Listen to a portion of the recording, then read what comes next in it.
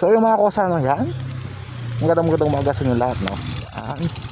Tayo ngayon ay pupunta sa Aloria Clark gamit ang ating Rusi DL150. Yan, pang service lang muna, no.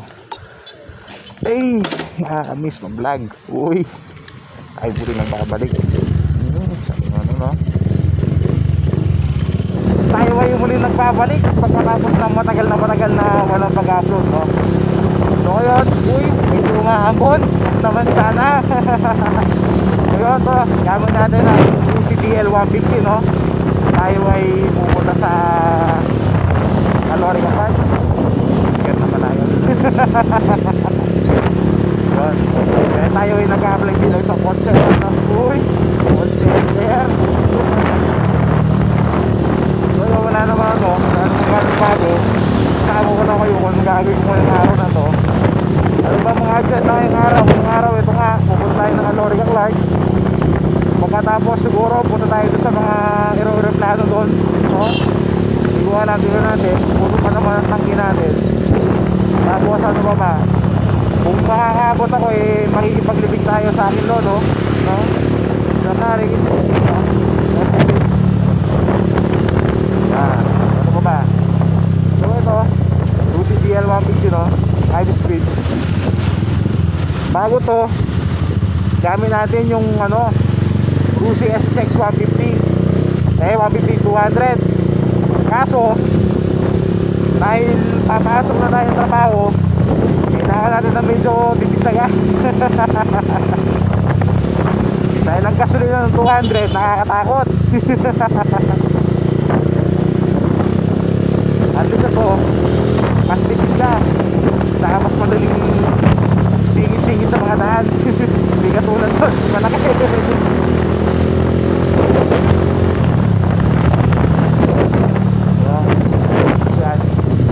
At ang nakakalungkot pa itong mga kosa, no, is na wala yung mga video ko sa akin.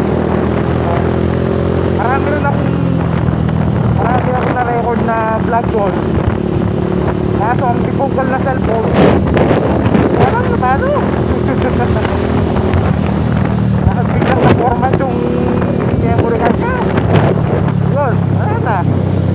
Wala yung mga vlog. O yun, anong update? Anong bago? No? Wala pa naman ito ulit. Matagal-tagal hindi na ako mag-vlog. Hindi ko alam, busy, ganyan. Halos di rin mas nakakalabas-labas. Pero alis ito, susubukan mong sinapin ulit, no? Kasi napag-isip-isip ko, sayang din naman kasi yung 180 subscribers na sumusubaybay sa atin, diba? Sayang din kasi yung mga taga-suporta natin, diba? Yan o, yan, sinabi ko. Kaya sana kasi isang yun naman ako sa ano.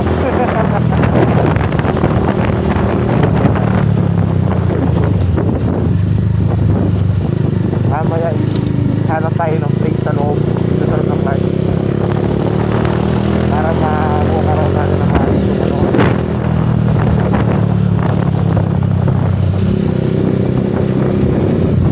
Uy, bumibig.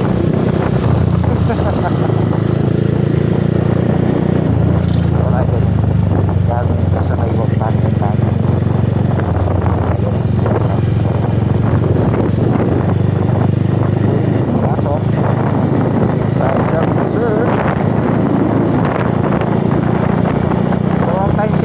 Dapat 10 o'clock na doon tayo sa Aloria Phoenix. Medyo kinakabahan kasi first time mag-apply sa BPO job. BPO ba na? Dahan lang tayo po sir. Huwag maingay dahil wala tayong lisensya. Konsensya lang ang meron natin.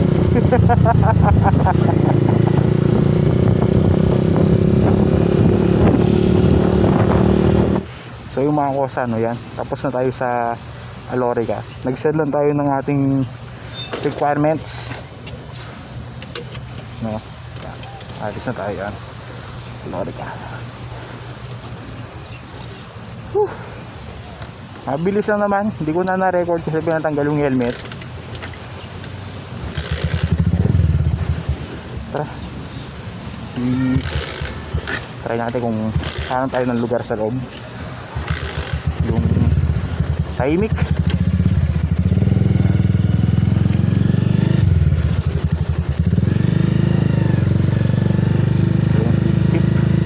Chip, thank you.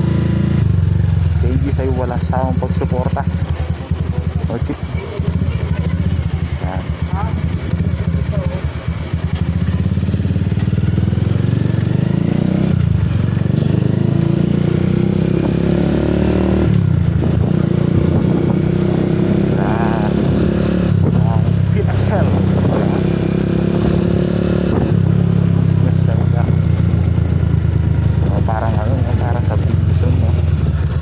Subdivision. Oops. Yan, stop. Tapos tingin sa kaliwa, tingin sa kanan, nakamuko. Discipline, isa pas. So yan yung mga simpleng rule dito sa loob ng flight mo. Sa mga hindi pa po nakakalam, sa mga hindi pa po nakakapasok, mga first time napasok, yan po yung mga simpleng rule. First to stop, first to go. Kung meron kayong mga nakitang stop sign na ganyan, nakasulat sa ulo, kahit wala dumadaan, mag-stop po kayo. Kasi pag hindi nyo ginawa yan, ay nako, Diyos ko, mahirap nang mahuli sa loob. Ayan, stop, tingin ka, tapos go.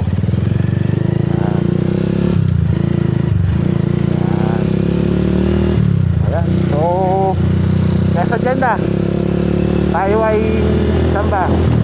Marami pa naman ang gas natin. Siguro dito tayo ng konti dito sa loob, no? Meron tayo unang dadaanan dito. Ang pinaka-namiss kong dinadaanan eh hindi nadaanan. Ang pinaka-namiss kong lugar dito sa loob ng flight. Ito, marami na.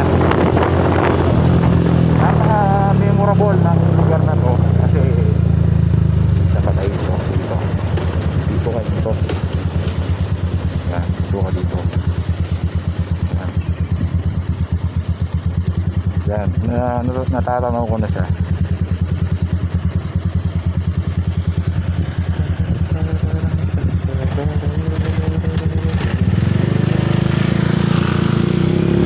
Tapos nakakusa, no? Isa pang rule dito sa loob. Dapat pag may mga stoplight, no? Tapos may nakita akong puting linya, ay wag mong iahaba ang gulong mo sa puting linya na yon.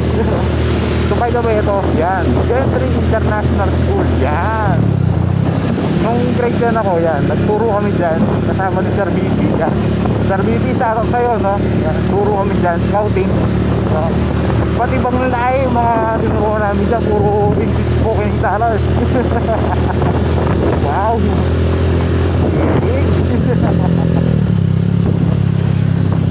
So yun nga, kung mga stoplight na ganyan, yung mga puting linya sa daan, dapat i-pay attention kayo doon. Bawal yung mga ginagawa natin sa regular sa highway na pag-stop na tapos tayo nakapak tayo sa sa tawag dito, sa mga pedestrian. Ay no, bawal dito doon. So yung konting naman sa mga, so yung mga kosa, no, yan, tayo na dito ngayon sa CDC, yan. Yan, uy, a very peaceful place, yan, CDC, yan. Tapos meron din tayong mga kasama mga big bikes, yan. Shoutout sa inyo kung grupo man kayo, yan, yan, uy, angas, ano to, mga BMW ba to? So yun, ang angas, grabe, nadidistract ako. Nakakaingit, sana all. Pero iba man yan, focus tayo dito sa ating motor, yan. Ang motor natin mga kosa is Rusi DL150. Yan. Yan. Konting walk around. Yan, uy. So, nakuha natin siya nung 24 ng gabi. Yan. Kapalit nung nung 200 yan. 150. Kasi kailangan natin ng ng pang service.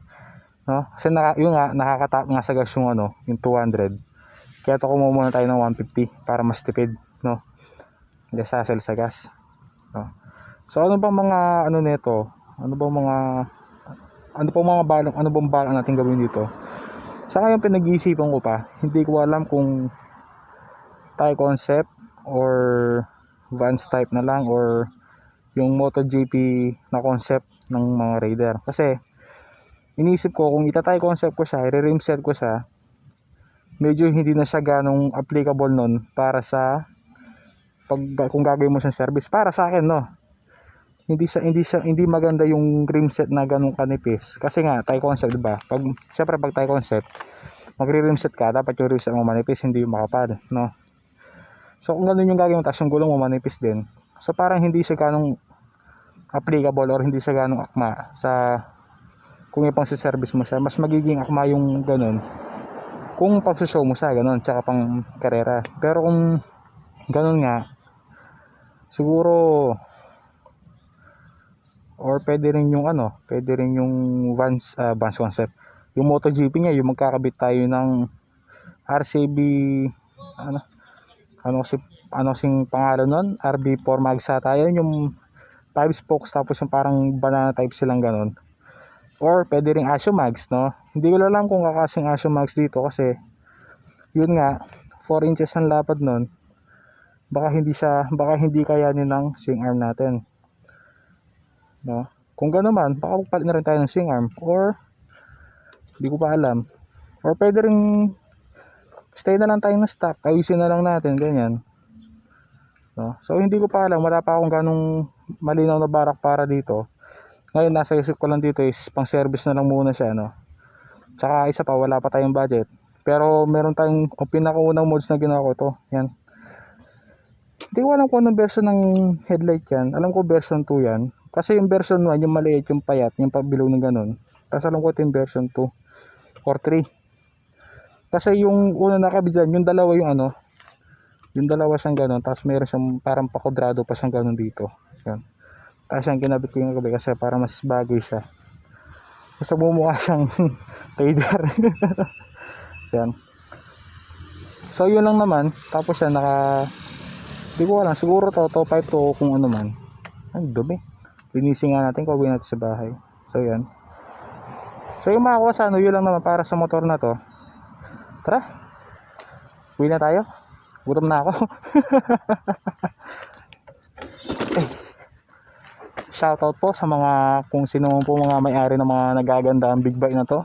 Nakakaingit kayo, sana all. Yun. Ang ganda, oh. Yan. Uy, sana all. Napakaganda, napakaangas-angas naman itong mga to. BMW lang ito. Uy, Harley Davidson. Sana all, sir. Sana all. Isang malaking sana all para sa inyo. So, hindi na tayo makakusa. Kapala kasi wala.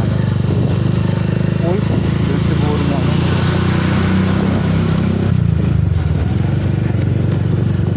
So, yung makakusa, uwi tayo, no? Gutom na ako.